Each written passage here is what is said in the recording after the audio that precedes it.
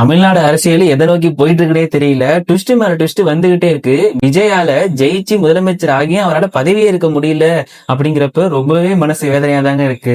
ஆனா ஒரு ஒரு நாளும் எந்த அளவுக்குலாம் ஒரு ட்விஸ்ட் தர முடியும், இவங்க ஒருத்தங்க சொல்றாங்க, இன்னொரு நியூஸ் சேனல்ல ஒண்ணு சொல்றாங்க. இதெல்லாம் கேட்கும்போது இது உண்மையா பொய்யானே ரொம்பவே சந்தேகமா இருக்கு. இது மாதிரி இப்ப ஒண்ணு சொல்றாங்க, என்னன்னா திமுகவுடைய முன்னாள் எம்பி ஒருத்தர், அவர் என்ன சொல்றாருன்னு வச்சுங்களேன். அவர் பேர் வந்து கலாநிதி வீராசாமி. ஜனநாயகம் வெல்லும், காங்கிரஸோட துரோகத்தை மீறி இந்த 20 ஆண்டுகளா காங்கிரஸும் திமுகவும் ஒரு கூட்டணி வச்சிருந்தாங்க இல்லையா, அந்த துரோகத்தை மீறி திமுக வந்து தனித்து செயல்படுறதுக்கு வந்து என்னைக்குமே அது ஒர்த்துதான் அப்படிங்கிறது மாதிரி ரொம்ப வலிமையான எதிர்கட்சியா தான் இருக்கு அப்படிங்கிற மாதிரி சொல்றாரு.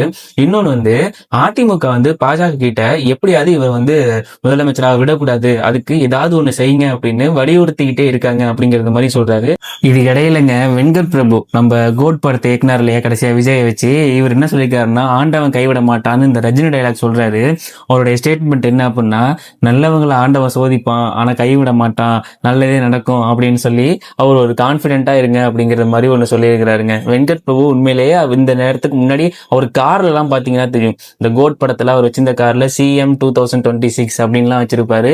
அது அவர் என்ன இடத்துல அன்றே கணித்தார் அப்படிங்கிறது மாதிரி வெங்கட் பிரபுன்னு நிறைய பேர் நெட்ல எல்லாம் கொடுத்துட்டே வந்துட்டு இருக்காங்க. அடுத்து இந்த மாறும் வரலாறு, இது உண்மையிலேயே உண்மையா என்ன, மக்களை ஒரு செகண்ட் இப்படி புரட்டி போட்டு வச்சிருந்தாங்க சொல்லணும். திமுக அதிமுக ரெண்டுமே ரொம்ப பழமையான கட்சி, 75 வருஷம் அந்த பவர்கள் எல்லாம் சொல்லிட்டு இருக்காங்களா. இந்த மாதிரி ஒரு கட்சி திடீர்னு இவங்க ரெண்டு பேரும் ஒண்ணு சேர்ந்து பேசிக்கிறாங்க அப்படின்னு வதந்தியா இருந்தாலும் வந்து ஒரு மனுஷன் சினிமால இருந்து வந்தவர் இன்னைக்கு செய்யும் மாதிரி வந்துட்டாரு. அவருக்காக இந்த ரெண்டு கட்சியும் சேர்ந்து வதந்தியா இருந்தாலும் பேசுற அளவுக்கு ஒரு ஸ்டேட்மெண்ட் வந்திருக்கு இல்லையா, அதுவே பெரிய விஷயம் தானே.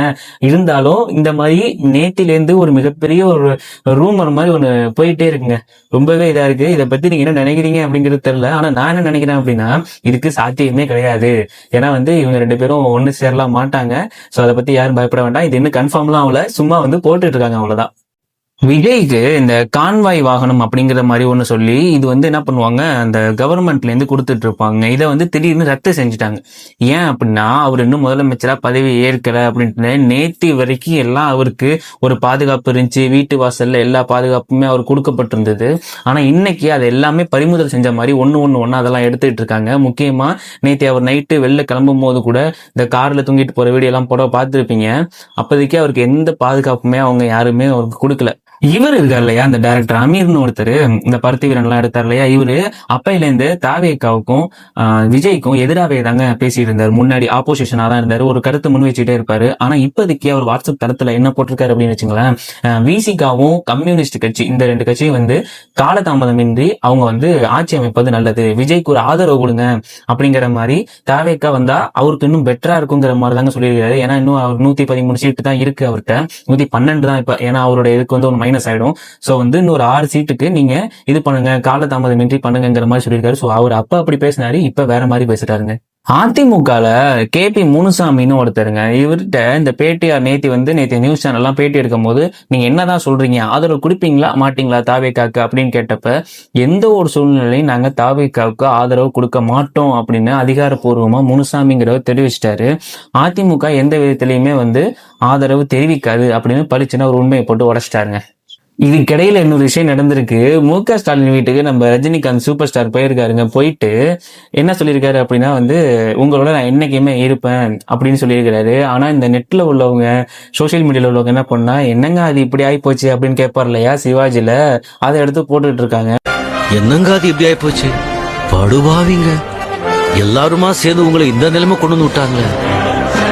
ஏன்னா சன் பிக்சர்ஸ்ல இருந்து அவர் முன்னாடில இருந்தே க்ளோஸ், எல்லாத்துலயுமே அவங்களை கூப்பிடுவாங்க ஃபங்க்ஷன் எல்லாம். ஸோ இவருக்கு அவர் வந்து க்ளோஸா தாங்க இருப்பாரு. திமுகவோட காங்கிரஸ் கூட்டணி ரொம்ப நாள் வச்சிருந்தாங்க, அதை இன்னைக்கு தகர்த்து எழுந்திருக்காங்க, முற்றிலும் முறிந்தது அப்படின்னு அதிகாரப்பூர்வமா தாவேக்கல எழுந்திருக்காங்க. நேத்தையே நம்ம ஒரு வீடியோல பேசியிருந்தோம். அது இப்ப என்ன சொல்லியிருக்காங்க அப்படின்னா, உள்ளாட்சி நாடாளுமன்றம் மொத்தமாவே நாங்க கழட்டி விட்டுறோம், மொத்தமாவே நாங்க தாவேக்காவுக்கு சென்று விடுவோம் அப்படின்னு ராகுல் காந்தி ரொம்ப அதிகாரப்பூர்வமா அறிவிச்சிருக்காருங்க. ரொம்ப ஷாக்கிங்கா இருக்கு. ஆனா வந்து முறிந்ததும் ஒரு வேளை எங்களுக்கு பிரச்சனை இல்லைன்னு திமுக ஒரு கட்டத்துல சொல்லிட்டு இருந்தாலும், நாங்க தாவேக்காவுக்கு உறுதுணையா இருப்போம் அப்படின்னு ராகுல் காந்தி முன் வச்சிருக்காருங்க அவருடைய கருத்தை. இது ரொம்ப ஷாக்கா இருக்கு. கிட்டத்தட்ட 60 ஆண்டுகளா தமிழக அமைச்சரவையில காங்கிரஸுக்கு இடமே இல்ல. சோ விஜய் என்ன பண்ணிருக்காரு அப்படின்னா, தனக்கு ஒரு கஷ்டம் அப்படிங்கிற போது 5 சீட்டு கொடுத்தாங்க இல்லையா, சரின்ட்டுன்னு இந்த காங்கிரஸுக்கு இந்த தமிழக அமைச்சரவையில ஒரு பதவி ஒண்ணு, அந்த அமைச்சர் பதவியும் ஒண்ணு கொடுத்து 60 ஆண்டு காலமா இந்த இது வந்து தீராம ஒண்ணு இருக்கு இல்லையா, சரின்ட்டு இந்த அமைச்சரவையும் ஒண்ணு கொடுக்குறேன் அப்படிங்கிறது மாதிரி ஒண்ணு சொல்லியிருக்கிறாருங்க விஜய். இவ்வளவு பிரச்சனையை விஜய் சமாளிச்சுட்டு இருக்காரு இல்லையா, இதுக்கு இடையில ஒரு ஒரு காமெடி சீன்னே சொல்லலாங்க. அந்த மாதிரி ஒன்று நடந்துட்டு இருக்கு. என்ன அப்படின்னா, ராயபுரம் தாவேக்கா எம்எல்ஏ, அவர் பேர் வந்து விஜய் தாமுவா. இவர் என்ன பண்ணிருக்காருன்னா, ஒரு இவ்வளவு பெரிய பட்டாக்கத்தை எடுத்து கேக் வெட்டிருக்காரு எம்எல்ஏன்னு போட்டு.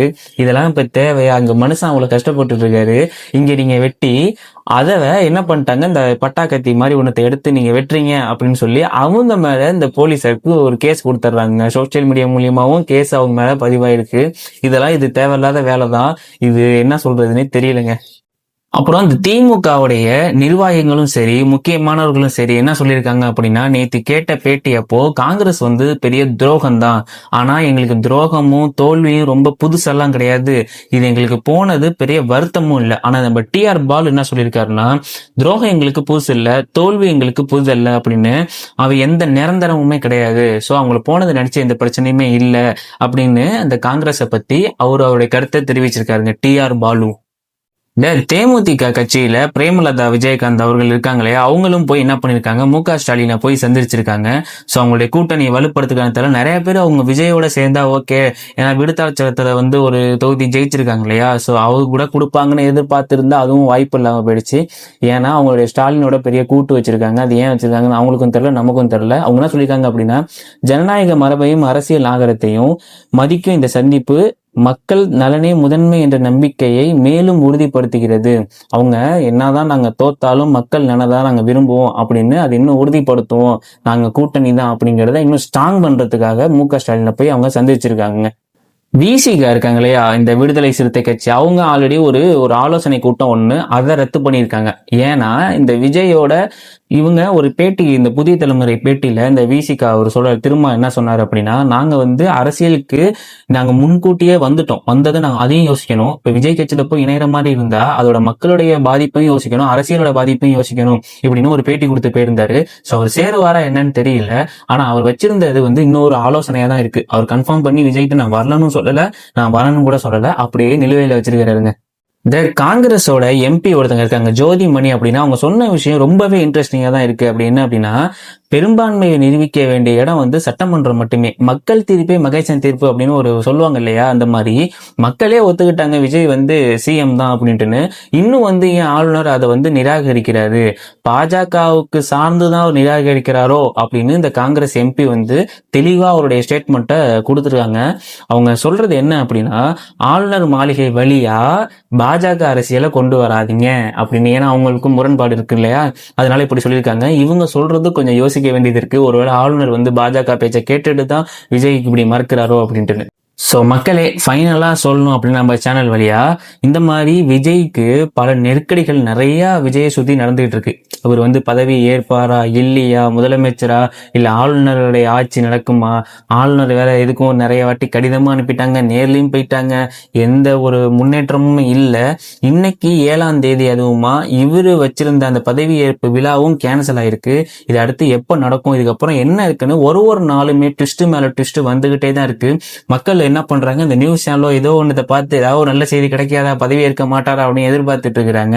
ஸோ வந்து இன்னொரு இடைக்கிடையில வந்து அதிமுகவுடைய எடப்பாடியா இருக்கட்டும், அவர் தனியா ஒரு ரெசார்ட்ல வந்து பாத்தீங்கன்னா அவங்க இந்த எம்எல்ஏ எல்லாம் வந்து அவங்க ரெசார்ட் போட்டு தங்கி அவங்க ஒரு ஆலோசனை கூட்டம் நடத்திட்டு இருக்காங்க. திமுக ஒரு பக்கம் ஆலோசனை கூட்டம் நடத்திட்டு இருக்காங்க.